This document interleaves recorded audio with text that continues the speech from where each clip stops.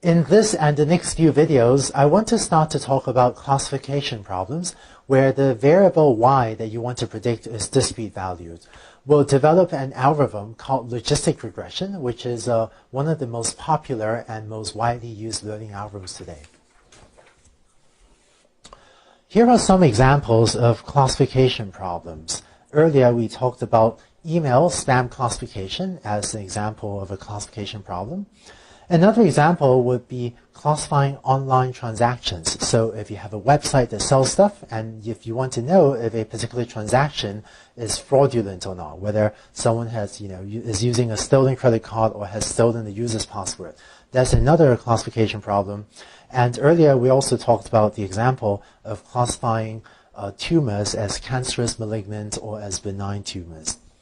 In all of these problems, the variable that we're trying to predict is a variable y that we can think of as taking on two values, either 0 or 1, either spam or not spam, fraudulent or not fraudulent, malignant or benign. Another name for the class that we denote with 0 is the negative class, and another name for the class that we denote with 1 is the positive class. So 0 may denote the benign tumor, and 1 positive class may denote a malignant tumor. The assignment of the two classes, spam, not spam, and so on, the assignment of the two classes to positive and negative, to 0 and 1, is somewhat arbitrary, and it doesn't really matter. But often there is this intuition that the negative class is conveying the absence of something, like the absence of a malignant tumor, whereas 1, the positive class, is conveying the presence of something that we may be looking for. But the designation of which is negative and which is positive is somewhat arbitrary, and it doesn't matter that much. For now, we're going to start with classification problems with just two classes, 0 and 1. Later on, we'll talk about multi-class problems as well, where the variable y may take on, say, 4 values, 0, 1, 2, and 3. This is called a multi-class classification problem. But for the next few videos, let's start with the two-class or the binary classification problem, and we'll worry about the multi-class setting later. So how do we develop a classification algorithm? Here's an example of a training set for a classification task. For classifying a tumor as malignant or benign, and notice that malignancy takes on only two values, 0 or no, 1 or yes. So one thing we could do, given this training set, is to apply the algorithm that we already know, linear regression, to this data set, and just try to fit a straight line to the data.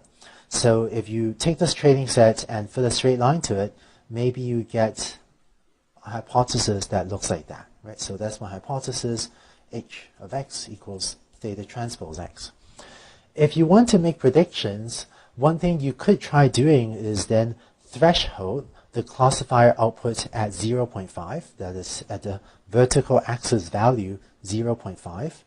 And if the hypothesis outputs a value that's greater than or equal to 0.5, you predict y equals 1. If it's less than 0.5, you predict y equals 0. Let's see what happens if we do that. So let's take 0.5. And so, that's where the threshold is, and thus, using linear regression this way, everything to the right of this point, we would end up predicting as the positive class, because the output values is greater than 0.5 on the vertical axis, and everything to the left of that point, we will end up predicting as a negative value. In this particular example, it looks like linear regression is actually doing something reasonable, even though this is a classification task we're interested in. But now let's try changing the problem a bit. Let me extend out the horizontal axis a little bit, and let's say we got one more training example way out there on the right. Notice that that additional training example, this one out here, it doesn't actually change anything, right? It's, looking at the training set, it's pretty clear what a good hypothesis is. It's that, well, everything to the right of somewhere around here, to the right of this, we should predict as positive, and everything to the left, we should probably predict as negative, because from this training set, it looks like all the tumors larger than, a certain value around here are malignant, and all the tumors smaller than that are not malignant, at least for this training set. But once we've added that extra example out here, if you now run linear regression, you will instead get a straight line fit to the data that might maybe look like this. And if you now threshold this hypothesis at 0.5, you end up with a threshold that's around here, so that everything to the right of this point you predict as positive, and everything to the left of that point you predict as negative. And this seems a pretty bad thing for linear regression to have done, right? Because, these are our positive examples, these are our negative examples. It's pretty clear we really should be separating the two classes somewhere around there. But somehow, by adding one example way out here to the right, this example really isn't giving us any new information. I mean, it should be no surprise to the learning algorithm that the example way out here turns out to be malignant.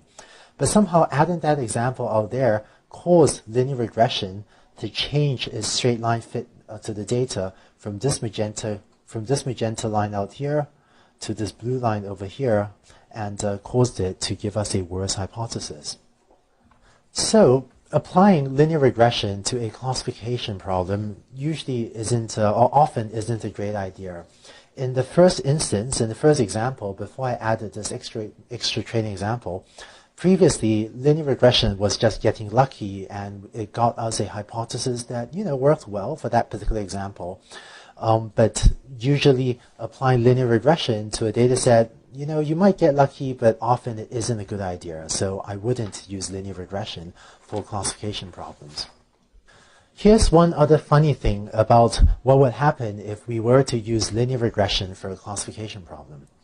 For classification, we know that y is either 0 or 1, but if you are using linear regression, well, the hypothesis can output values that are much larger than 1 or less than 0, even if all of your training examples have labels y equals 0 or 1.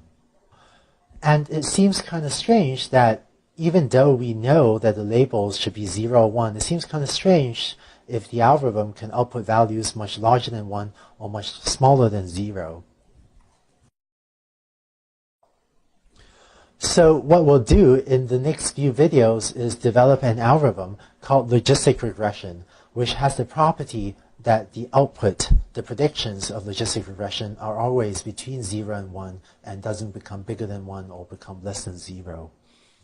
And by the way, logistic regression is, and we will use it as a classification algorithm, is maybe sometimes confusing that the term regression appears in its name, even though logistic regression is actually a classification algorithm, but that's just the name it was given for historical reasons. So don't be confused by that. Logistic regression is actually a classification algorithm that we apply to settings where the label y is discrete value when it's either 0 or 1. So hopefully you now know why, if you have a classification problem, using linear regression isn't a good idea.